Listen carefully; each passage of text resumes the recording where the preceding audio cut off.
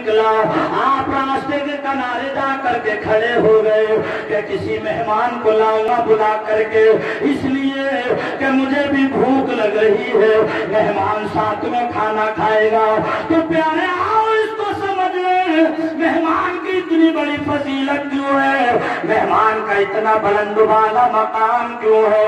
وہ اس لیے ہے، کچھ بزرگ حضرات اس لیے بغیر مہمان کے کھانا نہیں کھاتے تھے کہ ہم ہوٹل میں کھانا کھائیں تو حساب ہو، ہم بازار میں کھانا کھائیں تو حساب ہو، ہم دکان میں کھانا کھائیں تو حساب ہو، ہم گھر میں کھانا کھائیں تو حساب ہو، ہم روڈ پر کھانا کھائیں تو حساب ہو.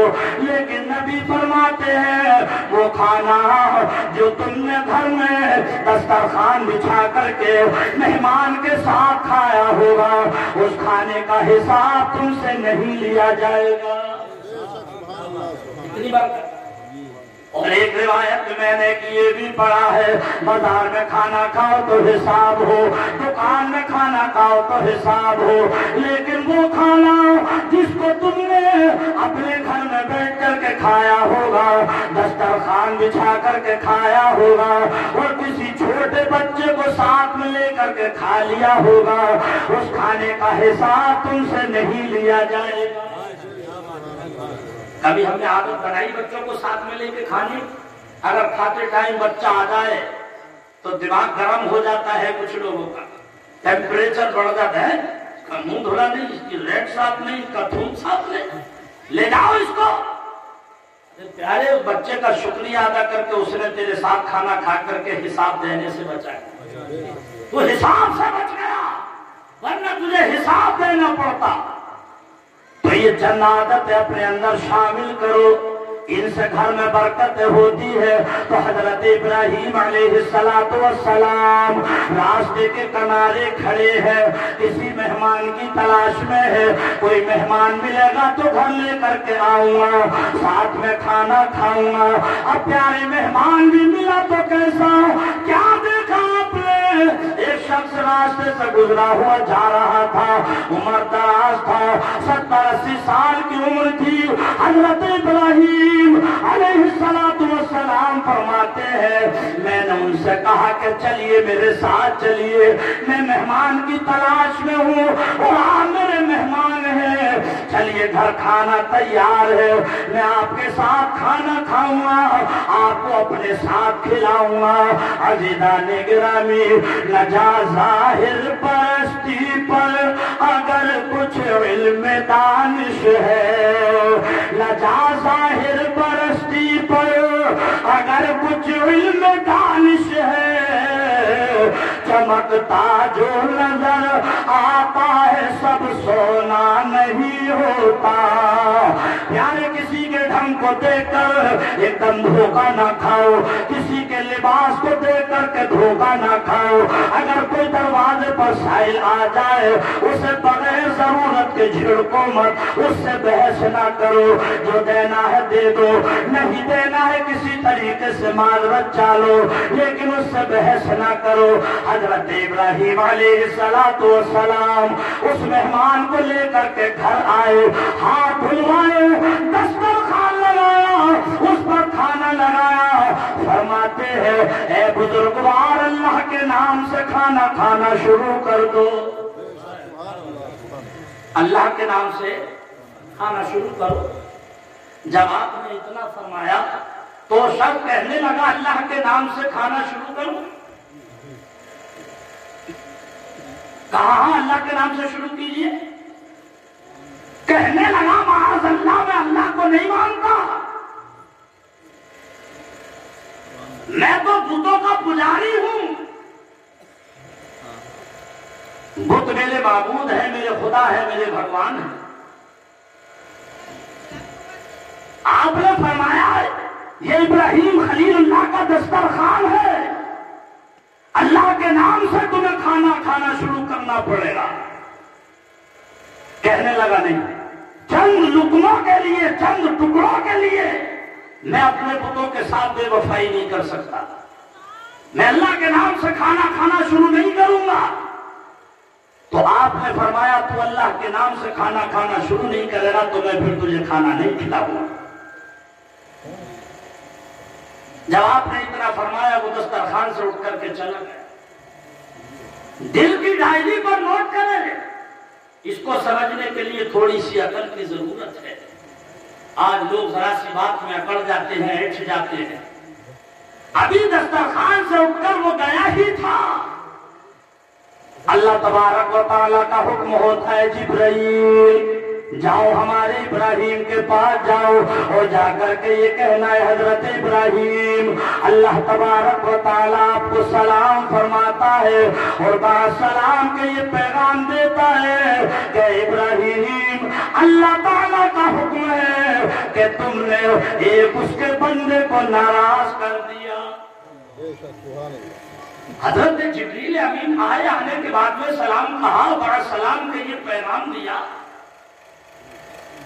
حضرت ابراہیم علیہ السلام نے کہا جبرائیل وہ یہ کہہ رہا تھا کہ میں اللہ کے نام سے شروع نہیں کرتا، چند رکنوں کے لیے میں اپنے بتوں کے ساتھ بے وفائی نہیں کر سکتا۔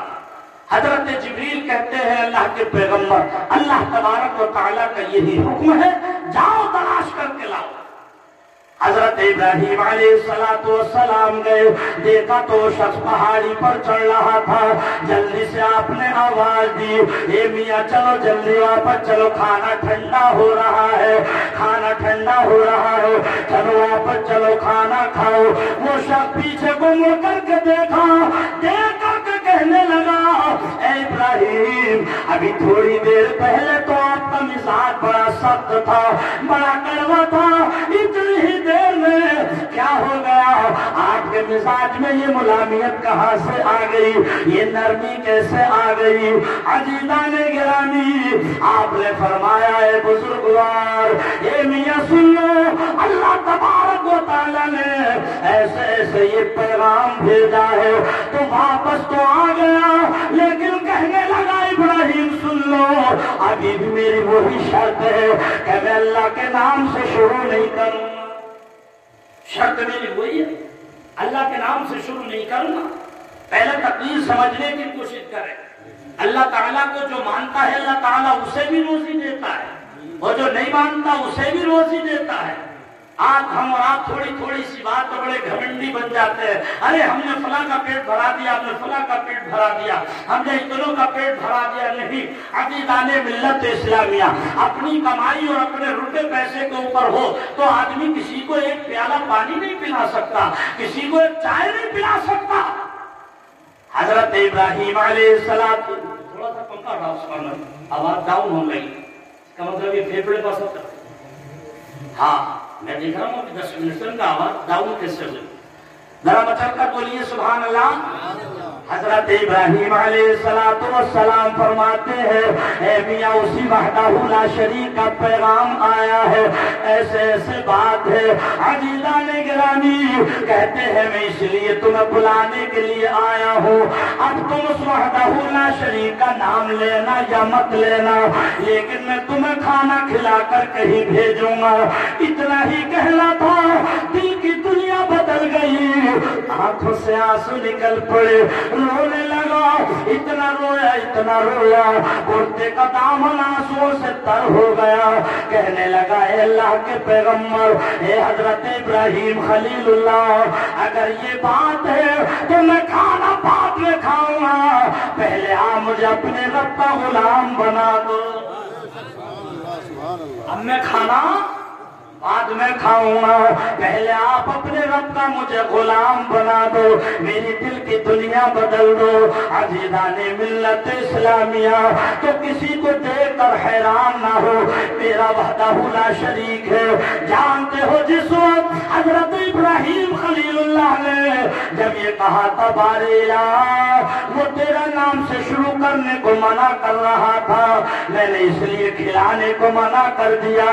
تب اللہ تعالیٰ کا حکم ہوتا ہے اے ابراہیم اس کی عمر کتنی ہے؟ آپ نے فرمایا تقریباً 75-80 سال۔ اللہ تعالیٰ فرماتا ہے ابراہیم میں اسے 80 سال سے روزی دے رہا ہوں، اور تمہارے دسترخوان پر ایک ہی ٹائم کی باری آ گئی تو تم نے سینکڑوں شرطیں لگا دی۔ میں 80 سال سے اسے روزی دے رہا ہوں، اللہ کی رحمت کو دے دیا کہ غیور مسلمانوں، اسے جو مانتا ہے اسے بھی روزی دیتا ہے، جو نہیں مانتا اسے بھی روزی دیتا ہے اور خوب دیتا ہے اللہ تعالیٰ۔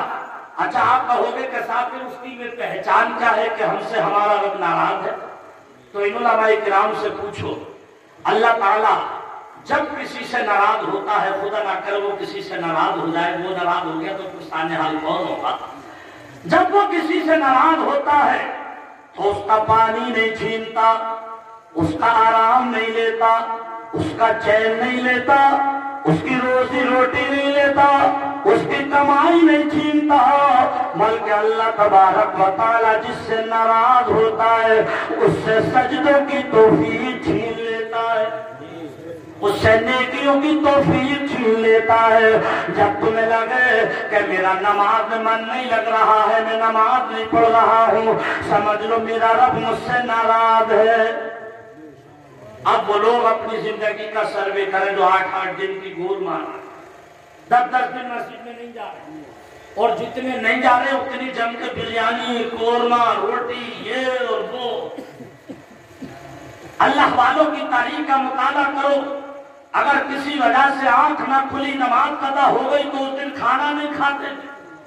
گھر والے کہتے تھے کھانا کھا لو تو روتے تھے اور کہتے تھے آج مجھ سے اس کی نماز قضا ہو گئی تو مجھے اس کا دیا ہوا رزق کھاتے ہوئے شرم آتی ہے۔ پیارے تقویٰ پر یہ گاڑی لاؤ اپنے اندر، پھر پلٹ کر کے وہی چلے۔ آپ میدان کارزار میں پہنچے، محرم کی 9 تاریخ آ گئی، 10ویں شب آ گئی، محرم کی 9 تاریخ ہے، 10ویں شب ہے۔ نماز مغرب کے بعد آپ اپنے ساتھیوں کے ساتھ میں بیٹھے ہیں، کھانا داری تو تھی ہی نہیں، پانی بند تھا، 3 دن کا فاقہ ہونے کے قریب تھا، اس لیے کہ 7 تاریخ کو پانی بند کر دیا گیا۔ نماز عشاء کا ٹائم ہوا، عشاء پڑھی، آپ کی بہن سیدہ زینب کہتی ہے بھائی حسین ہماری رات کیسے کٹے گی؟ اے نوجوانوں آج تمہارا بھی من نہیں لگتا تو تم کہتے ہو ہم موبائل لیتے ہیں من لگانے کے لیے تاکہ من لگ جائے، رات کٹ جائے۔ عزیزان ملت اسلامیہ، جو مرنے کے بعد آدمی کو 3 عذاب دیے جائیں گے جو کہ بہت سخت ہوں گے، ان میں یہ بھی عذاب ہوگا جو رات اور دن فلمیں گانے سنتا تھا، ان میں یہ بھی ایک سخت ہوگا۔ ان 3 عذابوں میں کان میں لیڈ لگی ہے، گانا سننے سو گئے، اگر اسی حالت میں اسی رات میں موت آ گئی تو کیا جنت کی امید رکھو گے؟ نام ہے کہ ہم عاشق رسول ہیں، نبی کا دامن نہیں چھوڑیں گے، پکڑ ہی نہیں ہے تو چھوڑو گے کہاں سے؟ سیدہ زینب کہتی ہے بھائی جان رات کیسے کٹے گی؟ امام حسین فرماتے ہیں بہن زینب قرآن پاک کا 13واں پارہ ہے، اللہ تعالیٰ فرما رہا ہے الا بذکر اللہ تطمئن قلوب، بے شک دلوں کو اطمینان جو حاصل ہوتا ہے وہ اللہ تعالیٰ کے ذکر سے ہوتا ہے۔ اے بہن زینب تلاوت قرآن پاک کرو، رات کٹ جائے گی، رات کٹی، صبح نمودار ہوئی، جنگ شروع ہو جاتی ہے، یکے بعد دیگر شہادت ہوتی چلی جا رہی ہے۔ ساری شہادتوں کے بعد تاجدار کربلا سید الشہداء حضرت امام حسین گھوڑے پر سوار ہوئے، ایک لگانے ہی والے ہیں، اتنے میں سیدہ زینب نے آواز دی بھائی جان گھوڑا روک لو، بھائی جان گھوڑا روک لو۔ آپ نے فرمایا بہن زینب اب کیا کسی اور امتحان میں ڈالنا چاہتی ہو؟ نہیں بھائی کوئی امتحان نہیں۔ کہا پھر روک کیوں رہی ہو؟ کہنے لگی اس لیے روک رہی ہو قاسم کی جوانی لٹ گئی، پانی کا سوال نہ کیا، عباس علمدار کے بازو کٹ گئے، پانی کا سوال نہ کیا، خون محمد چلے گئے، پانی کا سوال نہ کیا۔ لیکن بھائی حسین میرا چھوٹا سا بھتیجا ہے، 6 مہینے کی عمر ہے، گنا شیر خار ہے، جب وہ خشکی کی وجہ سے زبان باہر کو کرتا ہے، زبان پر کانٹے نظر آ جاتے ہیں۔ اے بھائی حسین جاؤ ان ظالموں کے سامنے جا کر کے میرے بھتیجے کے لیے ایک گھونٹ پانی کا سوال کر لو۔ لفظ سوال سنا ہی تھا، امام عالی مقام کی چیخ نکل پڑی، بہن زینب جس کا نانا حوض کوثر کا مالک ہو ان ظالموں کے سامنے جا کر کے پانی کا سوال کرے۔ اے بہن زینب سن لو، ہم سے تو پانی کا سوال کیا، کوئی بھی سوال کرنا ہی نہیں آتا، ہم تو سخی ابن سخی ہے۔ جب اتنا آپ نے فرمایا سیدہ زینب نے یہی جملہ کیچ کر لیا، ہم سخی ابن سخی ہیں۔ آپ کہتی ہیں بھائی حسین بے شک یہ سچ ہے، تبھی تو آپ کی بہن زینب آپ کی بارگاہ میں یہ سوال لے کر کے آئی ہے۔ بہن کے کہنے پر امام عالی مقام علی اصغر کو گود میں اٹھایا، گئے ہیں ظالموں کے سامنے، ابھی پہنچے نہیں تھے، ایک آواز آئی حسین کا ایک بچہ زندہ نہ جانے پائے۔ اس آواز کے ساتھ ایک تیر آیا، وہ تیر امام عالی مقام کے بازو میں چبھا، علی اصغر کے حلقوم نازنین میں چھدا، خون کی فوار چھوٹی، آپ نے وہ خون اپنے چاچو میں لیا، آسمان کی طرف پھینکنا چاہا تھا، آسمان رونے لگا، حسین اسے میری طرف مت پھینکنا ورنہ تا قیامت میرے اوپر سے پانی کا ایک قطرہ زمین پر نہیں جائے گا۔ زمین پر پھینکنا چاہا تھا، زمین رونے لگی، حسین میری طرف مت پھینکنا ورنہ تا قیامت میرے اوپر ایک سبزہ تک نہیں اگے گا۔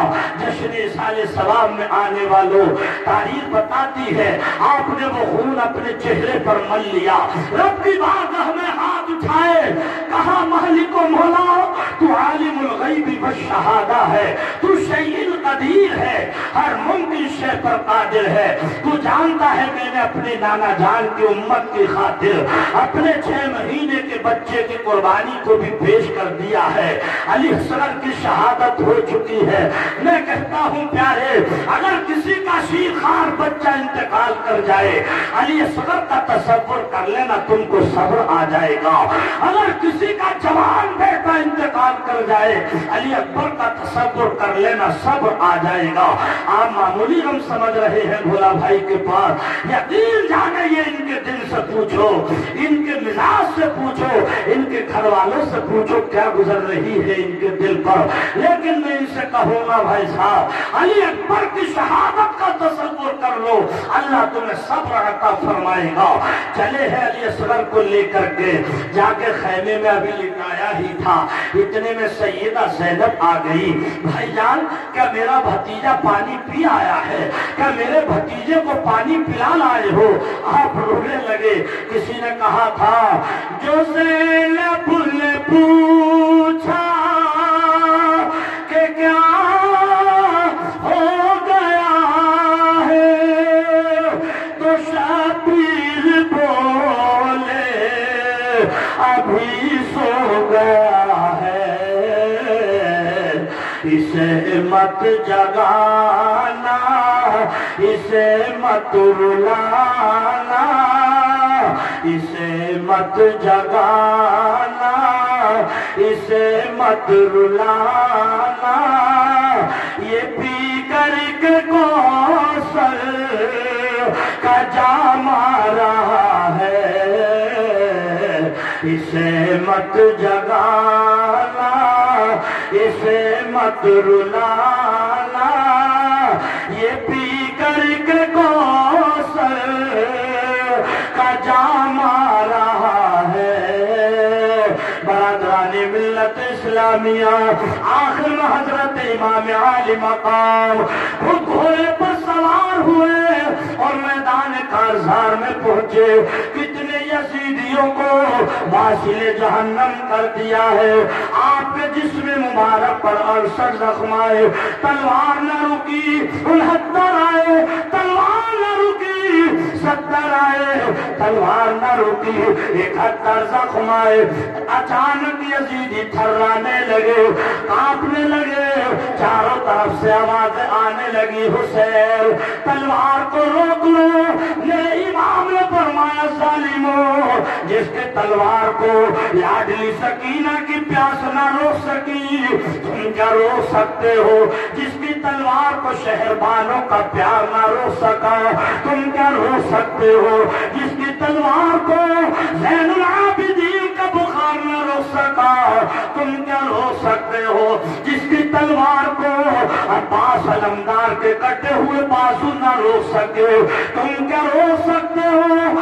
اچانک یہ چلتے چلتے تلوار رک گئی، آپ کے جسم تھر پر 72 زخم آ چکے تھے، آپ گھوڑے سے نیچے تشریف لا رہے ہیں، زمین پر تشریف لائے، آپ نے آخری سجدہ ادا کرنے کے لیے اپنے جسم اطہر کو موڑنا شروع کر دیا۔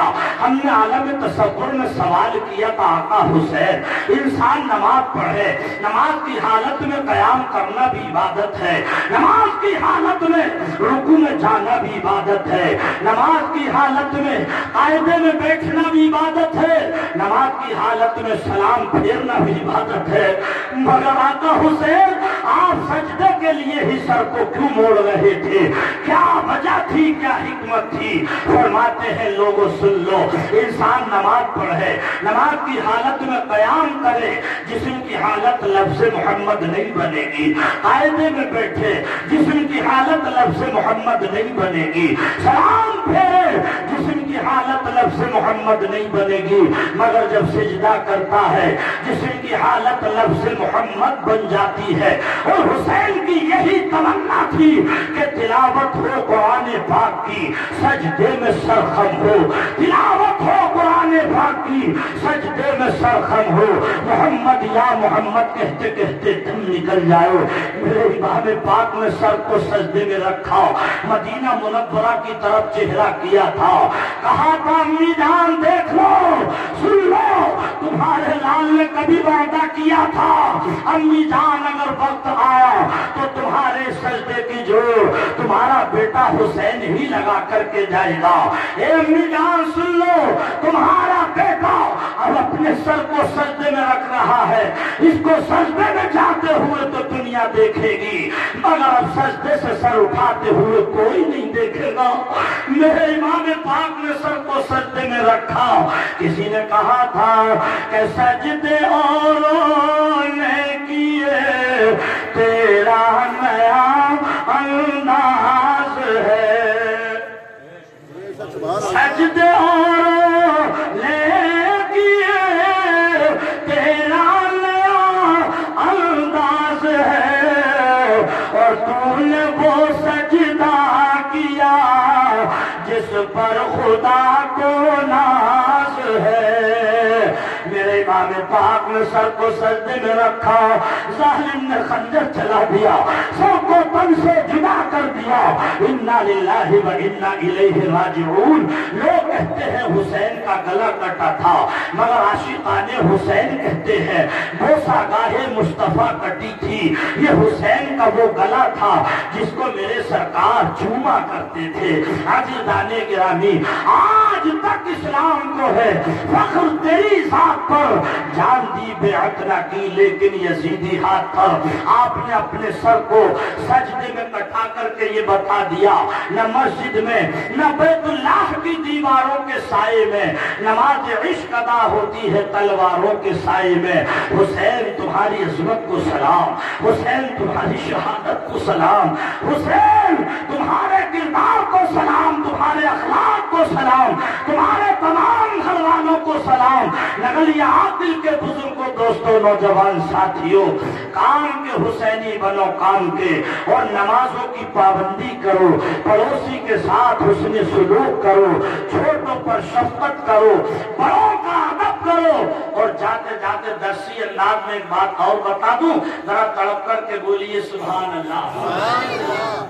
اسی بات پر تقریر ختم کرنا۔ ایک بہت بڑی بیماری چل رہی ہے مسلمانوں کے اندر، غیبت، چغلی۔ جب تک دو چار کی برائی نہیں کر لیتے تو اس وقت تک کھانا ہاضمے میں نہیں آتا ہے، اور کسی کی کریں یا نہ کریں، اماموں کی کریں گے، مولویوں کی کریں گے۔ اگر امام صاحب اچھی موٹر سائیکل لے لیں تب بھی پریشانی، اچھا گھر بنا لے تب بھی پریشانیاں، روپیہ کہاں سے آ جائے گا؟ اچھا نہ بنائے تب بھی پریشانیاں، تنخواہ تو ہم بتیری دے رہے ہیں، روپیہ ڈال کہاں ہے؟ چاروں طرف سے دقت، ہوٹلوں میں بیٹھیں گے برائی، جو قرآن پاک پڑھنے کا ٹائم کا اخبار پڑھنے میں نکال دیا۔ حضرت نظام الدین اولیاء محبوب الہی بہت بڑے پائے کے ولی ہیں، دہلی میں آپ کا مزار شریف ہے۔ جب آپ کا وصال بکمال نہیں ہوا تھا تو آپ اپنی خانقاہ میں بیٹھے رہتے تھے۔ آپ کی خانقاہ کے سامنے ایک چائے والے کا ہوٹل تھا۔ جب لوگ اس کے پاس چائے پینے آتے، خوب برائی کرتا، لوگوں سے خوب برائی کرتا۔ آپ نے بھی تھوڑا تجربہ کیا ہوگا، جب کسی کی برائی کرنے لگو یا سننے لگو اس وقت بڑا مزہ آتا ہے، باتوں بہت من لگتا ہے، اس لیے کہ وہاں شیطان پورا اپنا سہیوگ پیش کرتا ہے۔ ابھی اور کا کھانا بھول جائے گا، پینا بھول جائے گا، سونا بھول جائے گا، کیونکہ شیطان چاشنی لگا رہا ہے۔ تو یہ چائے والا روز آپ کی برائی کرتا، روز برائی کرتا۔ حضرت نظام الدین اولیاء جب شام کا وقت ہوتا، 1 روپیہ اس کے لیے بھیجتے۔ زمانہ ہو گیا روپیہ بھیجتے بھیجتے، اسے برائی کرتے کرتے سوء اتفاق کہ اس نے آپ کی 3 دن برائی نہیں کی۔ جب 3 دن برائی نہیں کی تو آپ نے روپیہ بھی نہیں بھیجا۔ جب روپیہ نہیں بھیجا تب یہ سوچنے لگا، یار 3 دن ہو گئے حضرت نے روپیہ نہیں بھیجا، 3 روپے کا نقصان ہو گیا۔ یہ آیا، آنے کے بعد میں سلام کیا، بعد سلام کے کہنے لگا حضور کچھ پوچھنا چاہتا ہوں۔ فرمایا پوچھو۔ کہا حضور آپ نے 3 دن سے میرے پاس روپیہ نہیں بھیجا میرے لیے۔ آپ نے تبسم فرمایا، مسکرائے، فرمایا بھائی تم نے ہمارا کام کرنا بند کر دیا، ہم نے تمہیں مزدوری دینا بند کر دیا۔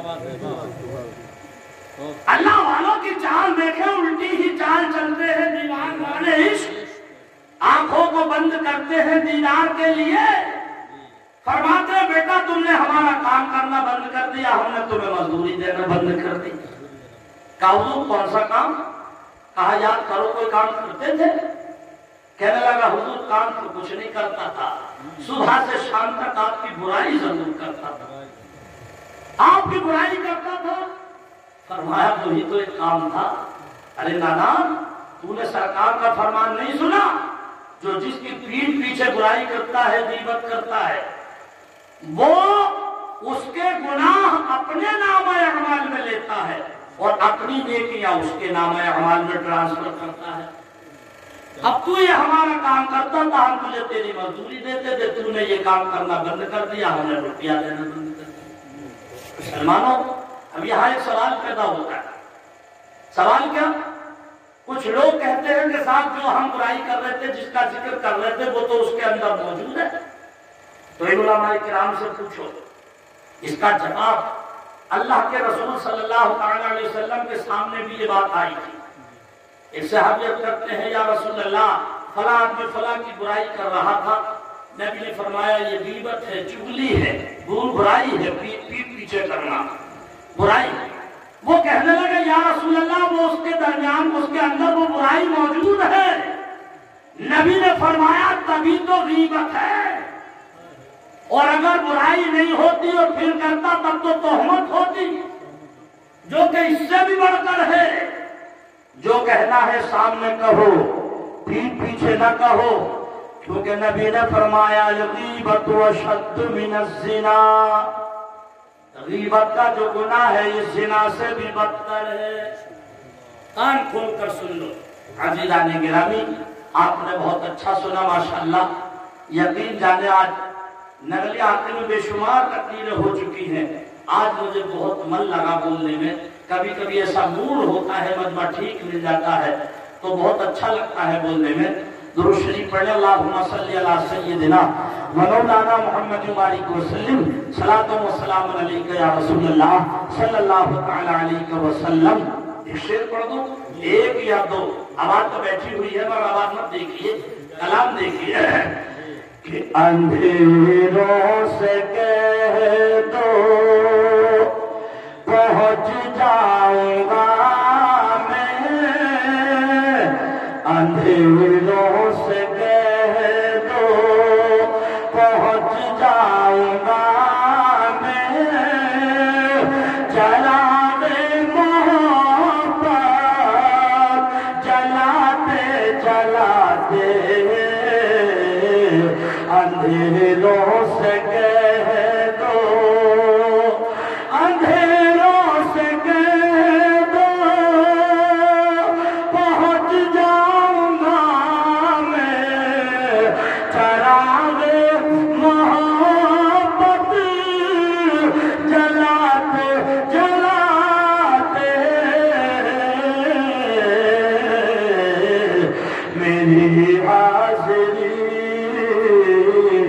میری حاضری ہو دیار حرم میں، ترانہ نبی کا سناتے سناتے میری حاضری ہو دیار حرم میں، ترانہ نبی کا سناتے سناتے اندھیروں سے کہہ دو۔ شیخ بات فرمائے کہ میری روح میں، میری روح میں نام احمد بسا ہو، میری دھڑکنوں پر محمد لکھا ہو، میری روح میں، کھڑک کر بولیے سبحان اللہ، میری روح میں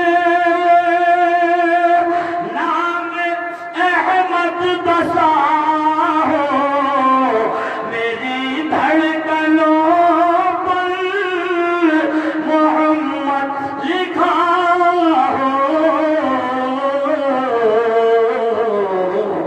حیات وفا، حیات وفا میری گزرے نبی کی، محبت میں آنسو بہاتے بہاتے میری حاضری ہو دیار حرم میں، ترانہ نبی کا سناتے سناتے اندھیروں سے کہہ دو۔